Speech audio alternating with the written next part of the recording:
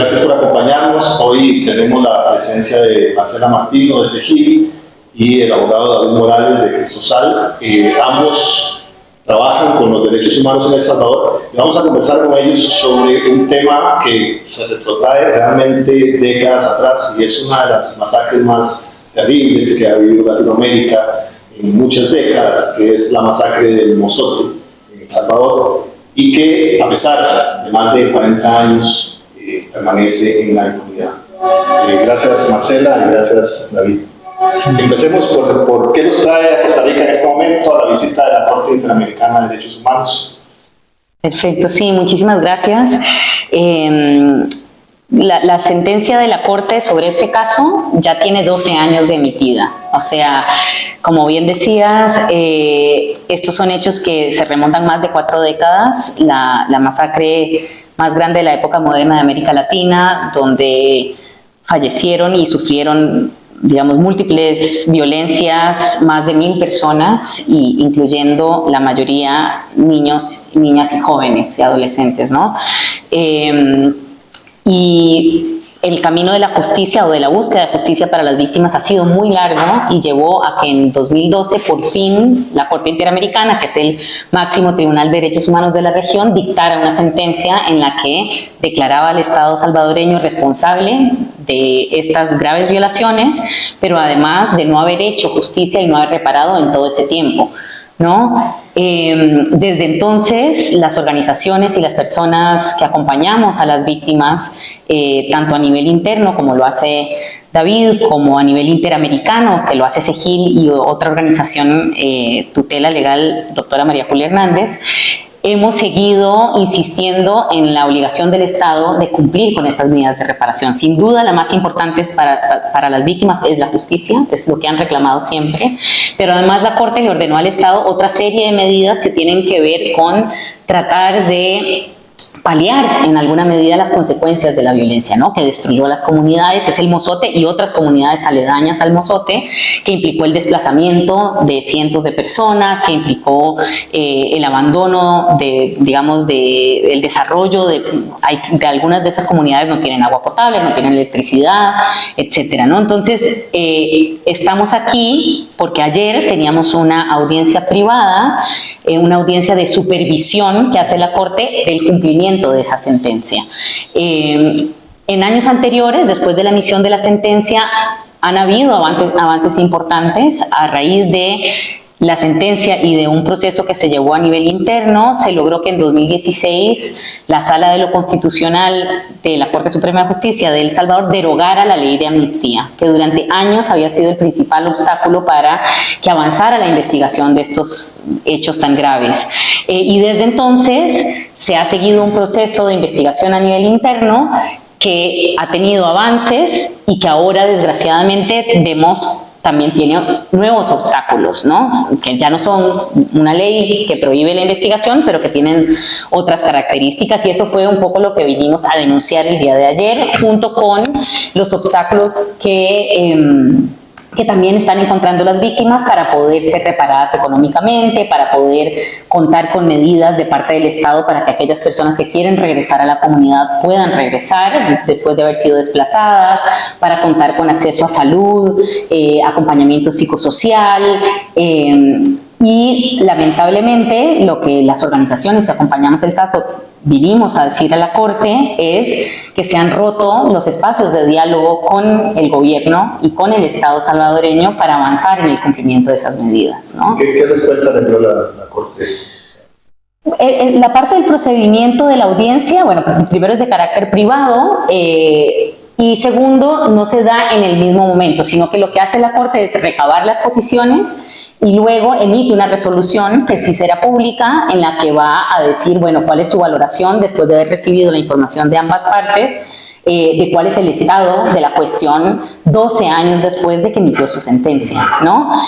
Nosotros esperamos que pues quede claro que hay muchas deudas del Estado salvadoreño con las víctimas y con la sociedad en su conjunto, porque ninguna sociedad puede avanzar en términos de la reconstrucción del tejido social, de la convivencia democrática, tratando de ignorar las deudas de justicia, verdad y memoria que tiene contra un inmenso número de personas, ¿no? Claro, ahora, David, hay un asunto aquí particular, pienso yo, con este caso tan estremecedor, tan terrible. Uno es la brutalidad del acto mismo, ¿verdad? Que además estaba iniciando el proceso de insurgencia de alguna manera del FMLN y era como aleccionador, ¿verdad? Era como sembrar el horror, ¿verdad?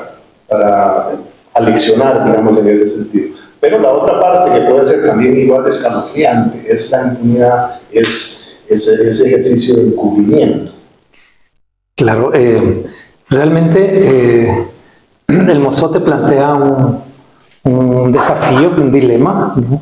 Cómo llevando adelante o dirigiendo en este momento, sobre todo jefes militares muy poderosos, toda una estrategia de terrorismo de Estado contra la población civil, con fines contrainsurgentes claramente, pueden perpetrar una masacre de 1000 personas, como dijo Marcela, la mitad niños, niñas y adolescentes, en 3 días, arrasando o destruyendo pueblos enteros y pues que no pase nada. El poder militar en El Salvador ha sido muy fuerte hasta nuestros días, incluso después del fin del conflicto y en la era democrática a la que abrieron los acuerdos de paz. Y si bien El Salvador logró unas construcciones democráticas básicas a partir de los acuerdos de paz, que vale decir que ahora que estamos en San José, Costa Rica jugó un rol muy importante para lograr la paz y avanzar en estas construcciones democráticas en aquel momento, después de 1992, pero a pesar de estos avances, se mantuvo la impunidad institucionalizada a favor de los criminales de guerra. Los militares que cometieron estas atrocidades, violando el derecho internacional, los convenios de Ginebra, etcétera, fueron protegidos no solo por los altos mandos de la Fuerza Armada que se sucedieron después en la era democrática, sino también por los gobiernos civiles. Entonces, el Mozote representa una enorme lucha de las víctimas, de las comunidades de sobrevivientes, por obtener justicia y por obtener verdad y reparaciones. En las épocas iniciales, militares que eran exministros de defensa, tenían un rol activo en los medios de comunicación, manifestando que las masacres fueron una leyenda, que eran una invención, que no existieron. Pues la lucha de las víctimas demostró que fueron una realidad. La fosa 1 del Mozote se abrió en el año 92 y se encontraron en esa fosa los esqueletos de 136 niños y niñas cuyo promedio de edad era de 6 años, que fueron ejecutados en una pequeña cabaña. En el 92, y no obstante pasan décadas. Sí, entonces bueno, la Comisión de la Verdad, que fue conformada por las Naciones Unidas producto de los acuerdos de paz, estableció responsabilidades, nombres de oficiales responsables del Mozote y otros graves crímenes, como el de Monseñor Oscar Romero. Entonces, los relacionados como criminales de la guerra, violadores de los derechos humanos, todavía era gente muy poderosa al final de la guerra. Entonces, la respuesta fue una ley de amnistía absoluta que impidiera el juzgamiento. Supuestamente para conciliar un poco a la población. En nombre de la paz instauraron una impunidad, es decir, de términos del derecho internacional y también de la moral y de la ética y de la Constitución. Esto es una aberración, pero como arreglo político, ¿no? En nombre de la paz hacen este tipo de componendas y instauraron este estado de impunidad a través de una amnistía absoluta. Esta amnistía fue aplicada totalmente por cerca de 23 años, pero justamente la sentencia interamericana en 2012 del Mozote, pero también otras sentencias interamericanas que ocurrieron en temas de niñez desaparecida durante el conflicto, fueron abriendo espacios y en 2016 una sala de lo constitucional en El Salvador declaró inconstitucional totalmente la ley de amnistía y la expulsó del ordenamiento jurídico.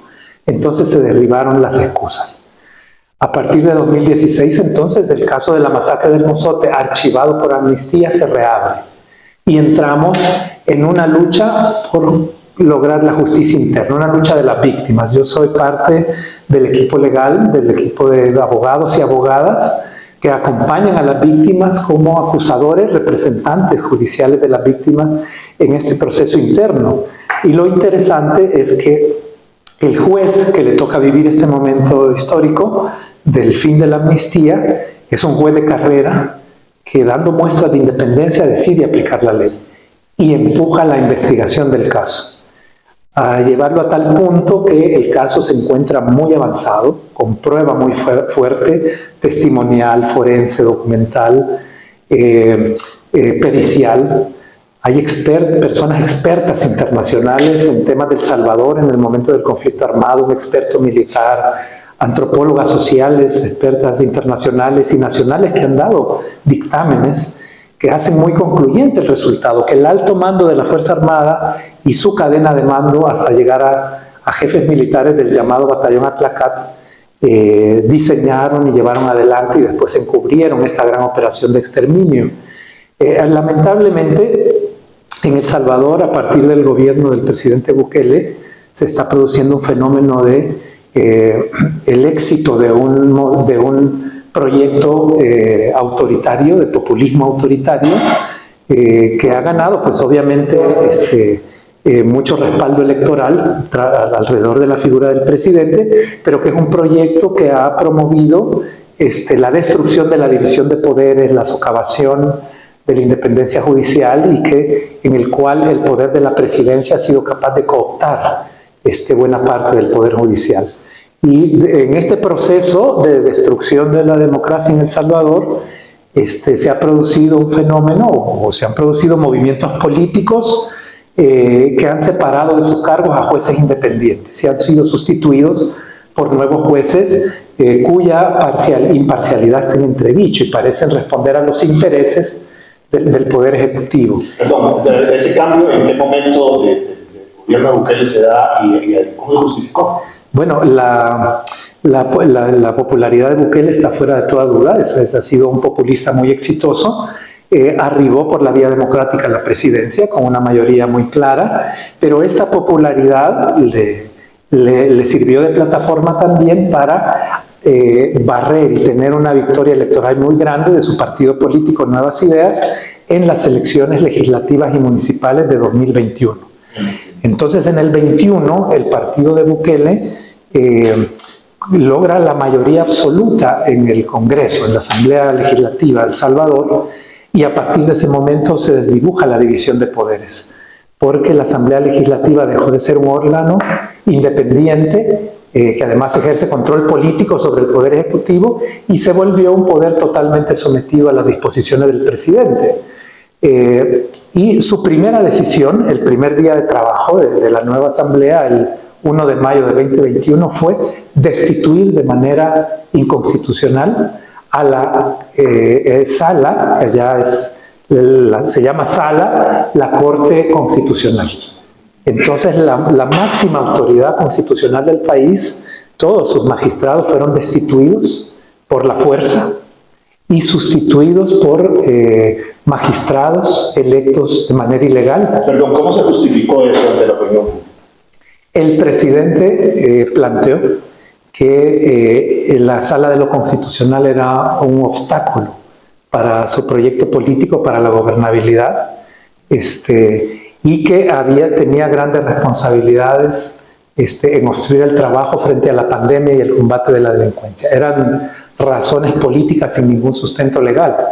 La decisión de la Asamblea Legislativa es totalmente inconstitucional, pero destituyendo a los magistrados, que además fueron amedrentados con la policía y no pudieron los magistrados volver a reunirse en pleno. Bueno, de hecho, los magistrados, antes de ser destituidos, antes de que se les desalojara por la fuerza de sus despachos, emitieron una resolución en la que declaran inconstitucional el acto de su destitución.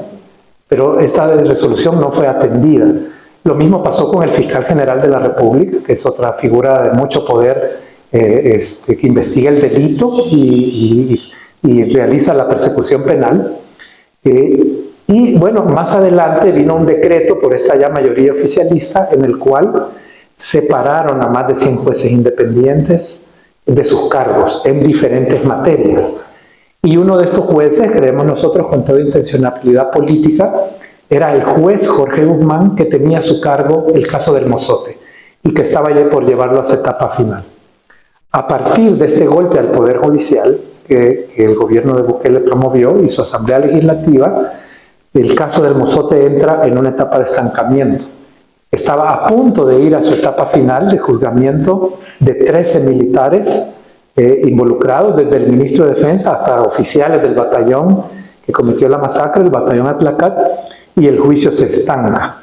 Hay una nueva jueza que fue nombrada sin seguir el proceso de ley, y esta nueva jueza realiza algunas actividades judiciales para demostrar algún tipo de movimiento procesal, pero en realidad ha estancado el caso y está obstruyendo nuestra labor como representantes de las víctimas de manera permanente. Esta situación es la que hemos expuesto ante la Corte el día de ayer, porque justamente la primera medida que ordenó la Corte en la sentencia interamericana es que los responsables de la masacre fueran investigados, juzgados y eventualmente condenados. Entonces, todo este movimiento de concentración del poder y consolidación del proyecto autoritario de Bukele golpea también al caso del Mozote al haber golpeado la independencia judicial y haber despojado a las víctimas de su derecho a contar con un juez natural de carrera, que era el juez que la ley previamente había establecido para juzgar el caso, y luego hay una nueva jueza que parece tener pues un propósito de dilación, de retraso del caso, lo cual obviamente favorece a los victimarios. Más de 130 víctimas han muerto desde que se colocó se presentó la denuncia original sin ver justicia. Entonces obviamente es una gran preocupación el Mozote por su dimensión, el tiempo en que ocurrió, en 3 días, 1000 asesinatos, pues estar dentro de la historia moderna de América Latina como la mayor masacre, pues es un caso de mucha atención internacional.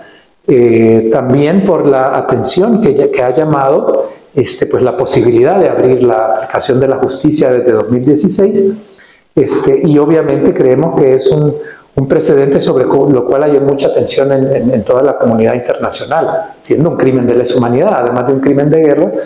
Y justamente nuestra expectativa es que se pronuncie en supervisión la Corte Interamericana, atendiendo pues esta información que le hemos actualizado, y de ahí la relevancia de la audiencia de supervisión que hemos tenido. Ahora, una vez más, cuando en el 2021 ya se tenía un avance importante sobre el caso, una vez más vuelve un ejercicio de cubrimiento. En este caso de la jueza Portillo, que no sé si es coincidente o si efectivamente hay una voluntad, digamos, política detrás de eso, ¿no? Pero lo que sí me hace pensar es que entonces sí permanece en El Salvador una fuerza política detrás que tiene capacidad otra vez de influir en la judicial. Definitivamente el Mozote desafía el poder militar. En El Salvador ha sido un estamento de enorme poder político y social. De hecho, la historia de El Salvador, que es una historia de mucho sufrimiento por la represión y las violaciones a los derechos humanos, se caracterizó a lo largo del siglo XX por regímenes militaristas o dictaduras militares abiertas, ¿verdad?, que ejercían las violaciones a derechos humanos, y el estamento militar era tan poderoso que gobernaba, como ha dicho una de las peritas, de las expertas especialistas en el caso del Mozote. Quien ejercía gobierno era la Fuerza Armada. Los funcionarios civiles eran piezas que jugaban dentro del poder de la Fuerza Armada, claro, en pacto con poderes oligárquicos y otros poderes, incluso siendo instrumento de este tipo de otros grupos de poder económico, pero eran un poder muy grande, durante la guerra también, y eso explica su impunidad. Después de los acuerdos de paz hubo una reforma militar importante y este poder se redujo. Se redujeron en tamaño, se limitó su intervención en seguridad pública, se disolvieron muchas estructuras de la Fuerza Armada vinculadas a la represión, pero siguieron siendo un enorme poder. Desde el fin de la guerra, todos los altos mandos que han dirigido el Ministerio de la Defensa y la Fuerza Armada han tenido una posición de encubrimiento de los crímenes que cometieron miembros de la Fuerza Armada durante el conflicto interno, y todos los presidentes se han plegado a esta posición. Sin embargo, habíamos llegado a un punto en el cual pues, este juicio estaba abierto. El gobierno civil, que era entonces el del presidente Salvador Sánchez Serén, había brindado una colaboración parcial, tímida, pero seguía en apoyo a la Fuerza Armada, permitiendo el ocultamiento de los documentos militares más importantes para el caso, que eran los planes militares y la normativa, los reglamentos, los instructivos internos de aquella época. Pero había un nivel de colaboración. Ya el gobierno de Bukele abre un discurso propagandístico a favor de las víctimas, a favor de la justicia en el caso del Mozote, pero es un gobierno que al ser autoritario se ha apoyado mucho en el militarismo y en el poder militar. Y mucho más que los gobiernos anteriores, catapulta a la Fuerza Armada ya incluso como un poder político. Entonces, durante la pandemia, durante las campañas electorales, durante cualquier tipo de proceso de las políticas sociales, en las escuelas, en la entrega de alimentos, de la semilla para agricultores, lo que vemos en El Salvador es a la Fuerza Armada como protagonista, entregando, acompañando el ministro de Defensa como que estuviera dirigiendo la entrega de semilla, las remodelaciones de escuelas. O sea, Bukele está construyendo un régimen fincado en el militarismo. Ahora, es muy riesgoso también porque según su propia jurisdicción ya no está parte del Poder Judicial, ¿no? O sea, ¿cómo sí. Era la justicia dentro de los militares? Sí, entonces, bueno, crímenes tan grandes como los crímenes de lesa humanidad o delitos comunes gravísimos, si los cometen militares, no deben ser juzgados por el fuero militar, ¿no? El fuero militar en El Salvador, afortunadamente, ya se quedó limitado solo a delitos militares. Pero siguen siendo un gran poder influyente, y en la medida que ahora el gobierno tiene un nivel de influencia, de un nivel muy grande de influencia y de control sobre autoridades judiciales, entonces es capaz de tener un control y un manejo político de los casos. Entonces estamos observando casos, por ejemplo, de depredación del medio ambiente, que usualmente eran proyectos depredadores que los jueces ambientales detenían con medidas cautelares. Ahora se están concediendo los permisos abiertamente sin control de los jueces, porque los jueces ambientales anteriores son los que fueron destituidos y colocaron nuevos que son más dóciles al poder. O sea, claramente hay una concentración. Sí, entonces esto ha pasado con la nueva jueza. Nosotros realmente, una vez se colocó, se destituyó al juez anterior, lo cual rechazamos y denunciamos, y se instaló la nueva jueza. Pues nuestra denuncia era que cualquier persona que llegara, y se iba a tardar meses en conocer un caso de estas dimensiones, de 50,000 páginas el expediente. Pero luego, dando la oportunidad de que la jueza conociera el caso, nos fuimos dando cuenta de que no avanza. Tiene una mirada que la expresa en sus resoluciones de descalificación de la prueba o del juez anterior.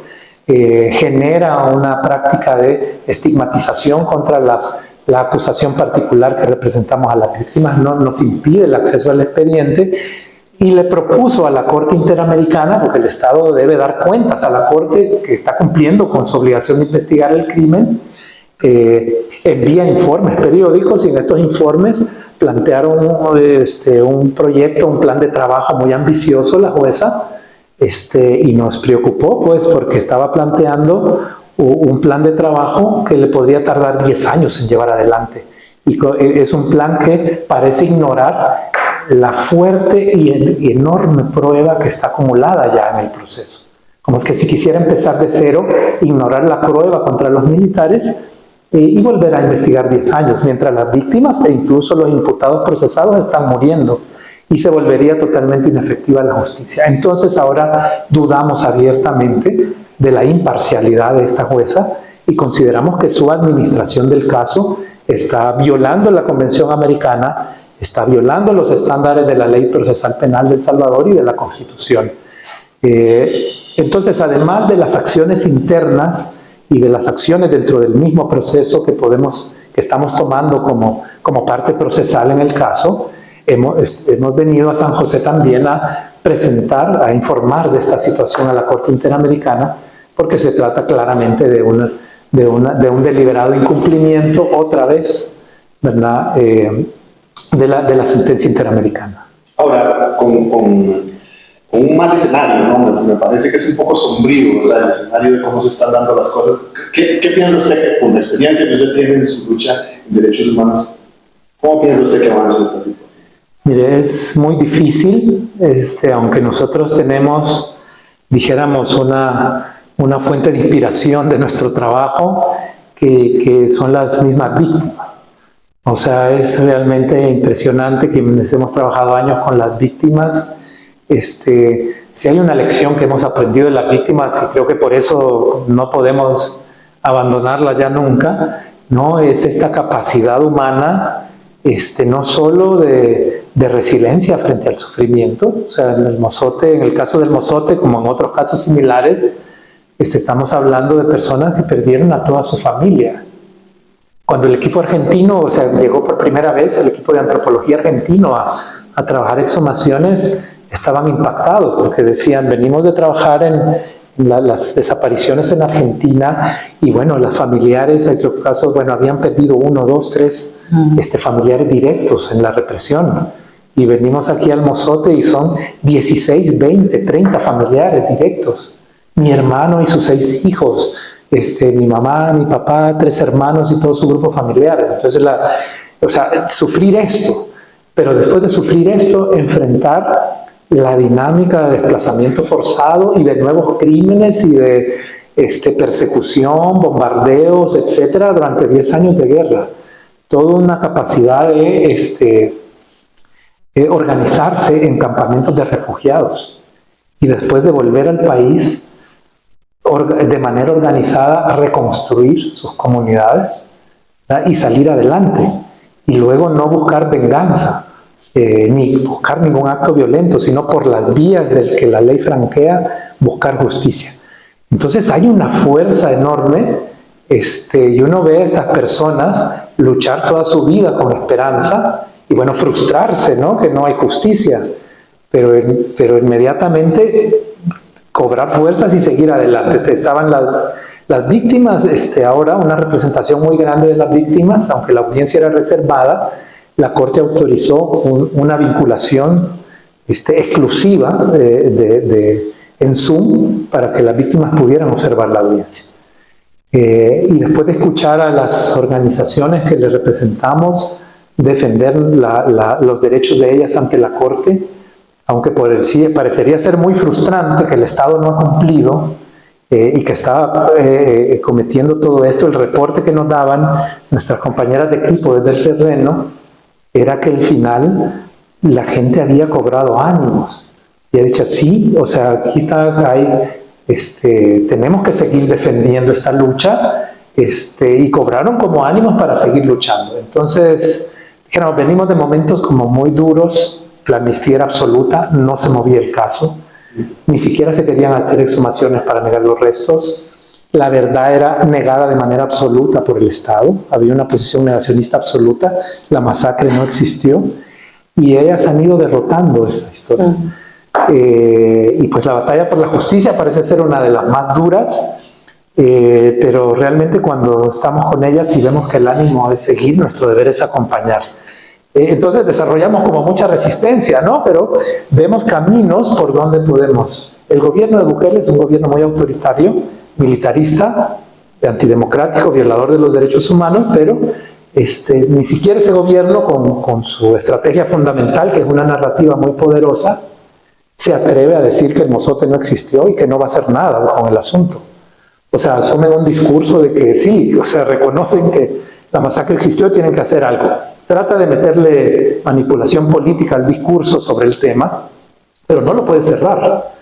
Entonces hay una lucha abierta por la justicia contra este gobierno, pero así como ha sido contra todos los gobiernos anteriores y contra todas legislaturas anteriores que sostenían la amnistía y contra el Poder Judicial, que siempre ha sido pasivo. Ahora quizás con otras potencialidades, y es toda la prueba que tenemos metida ya, incorporada al proceso, y que le da una enorme consistencia al caso. O sea, plantarse como juez frente a este caso con toda esa prueba e ignorarla, o sea, esto es mucho más complicado que el juez del año 93, o bueno, el juez del año 90, que no tenía nada y simplemente quería echar a la víctima del tribunal.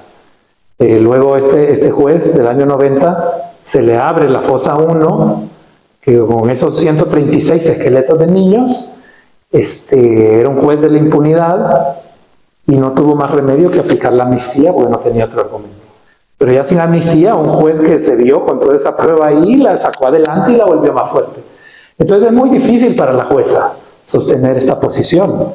Ahora, perdón, me da la impresión o la sospecha de que esa importancia internacional, por ejemplo, que hablábamos al principio, hace el caso efectivamente muy sonado y muy atractivo. ¿No será un interés de robarle el protagonismo precisamente a las víctimas? En un caso así que está además bastante avanzado, digamos. Sí, de hecho lo hay. O sea, Bukele ha tratado de tomar el mozote como un símbolo de su régimen, ha construido unas obras ahí, solo en ese caserío. Bueno, hay muchas cosas que cuestionar de este proceso, pero definitivamente, es decir, él se vio muy golpeado en su imagen. O sea, él vive, este es un proyecto político autoritario que vive de su imagen, de su publicidad, de su marketing político. Ese es su gran fuerte, ¿no? Entonces, cuando en 2020 el juez Jorge Guzmán ordenó inspecciones en los archivos militares, llegó con todo su equipo y sus papeles, ¿no? Su equipo del tribunal, 3 mujeres que son empleadas del tribunal, las partes, y una especialista guatemalteca en archivos, que era su perita, y se presentó a las puertas del Estado Mayor, y bueno, aquí está, vengo a inspeccionar el archivo central del Estado Mayor. Pues le cerraron las puertas y se abrió un escándalo mayúsculo, y Bukele tuvo que salir en cadena nacional a decir muchas mentiras atacando al juez, porque él no permitió el acceso a los archivos.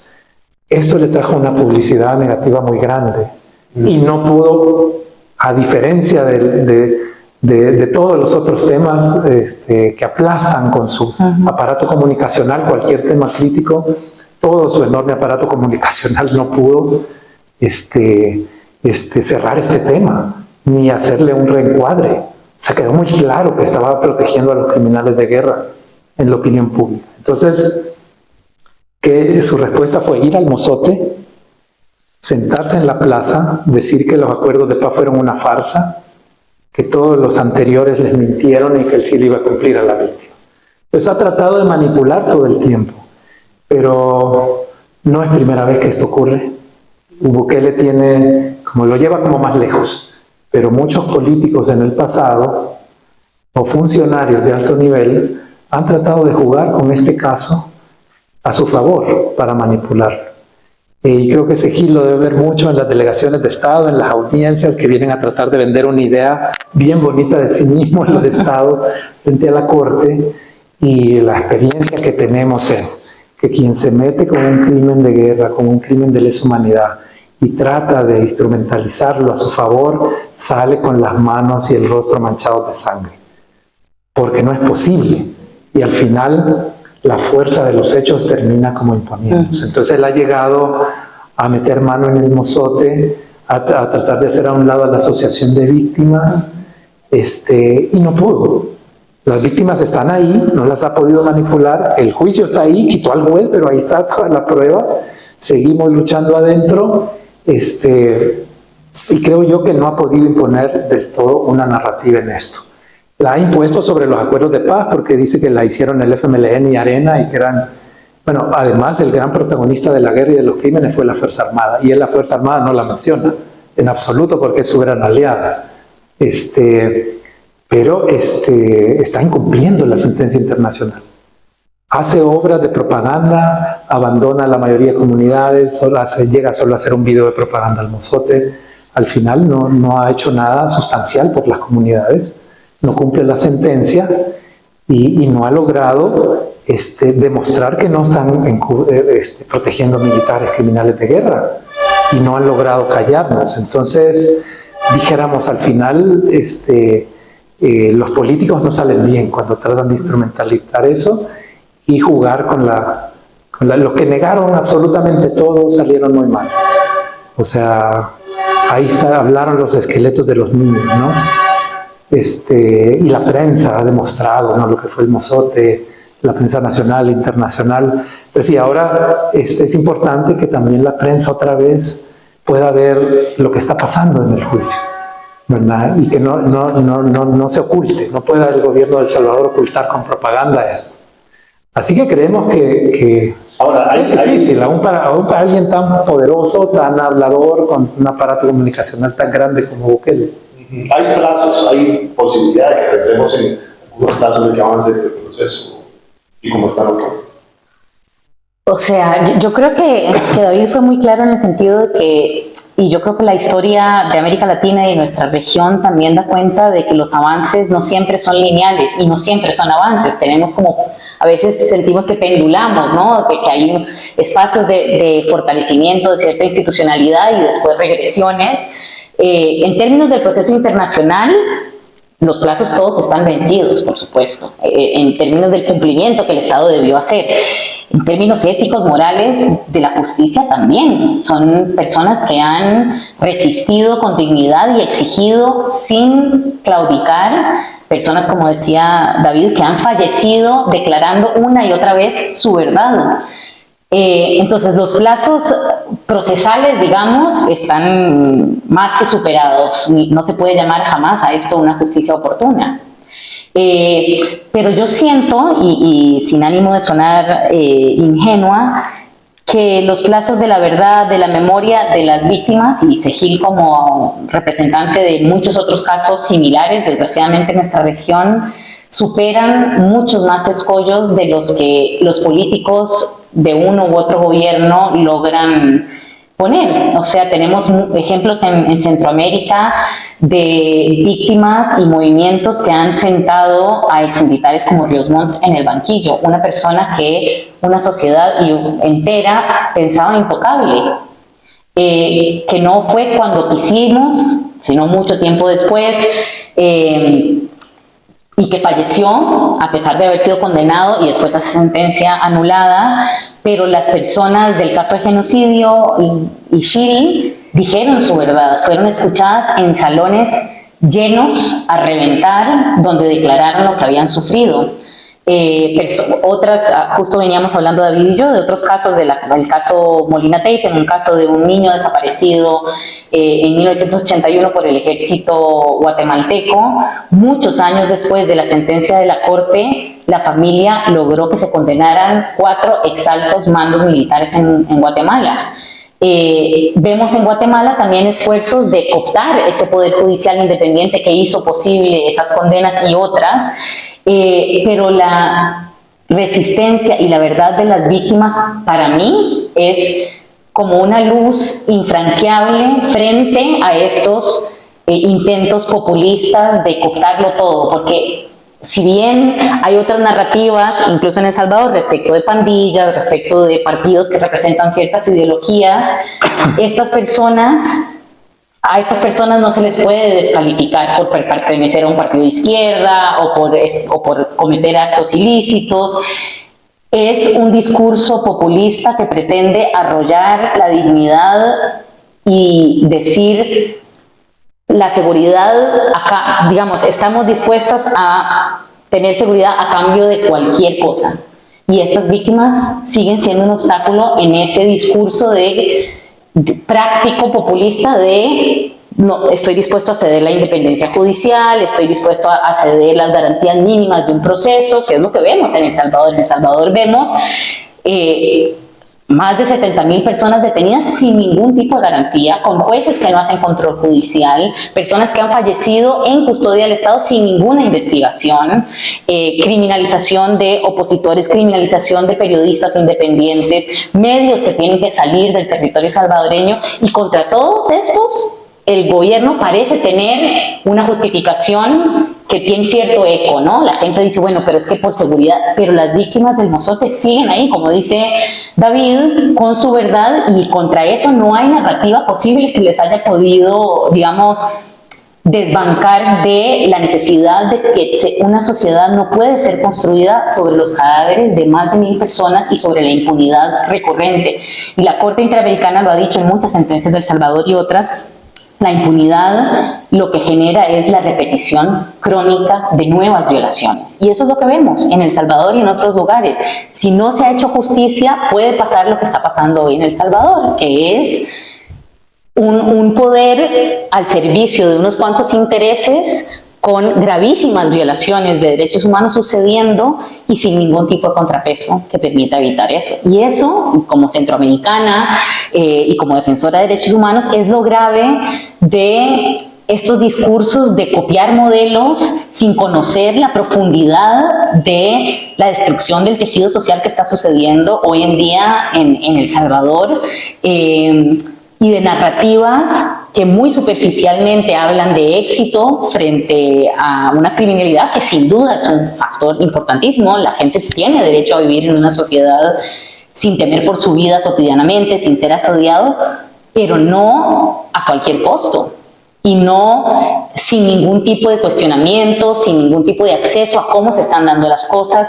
Todos los casos y denuncias de corrupción están en este momento tapados, no hay posibilidad de entender qué está pasando en un Estado que reformó todas sus leyes electorales antes de las elecciones, que redujo su asamblea legislativa, y eso es lo peligroso. Y frente a eso, aunque parezca un poco desconectado, son estas personas. Vino con nosotros en la delegación el presidente de la Asociación de Víctimas del Mozote a decir: ese no es nuestro juego, nosotros estamos aquí porque queremos que se sepa la verdad, que se haga justicia, y el problema es que un Estado que no está garantizando justicia para nadie, tampoco lo está garantizando para estas víctimas que llevan décadas de buscar y que han sido reconocidas por un tribunal internacional en su verdad.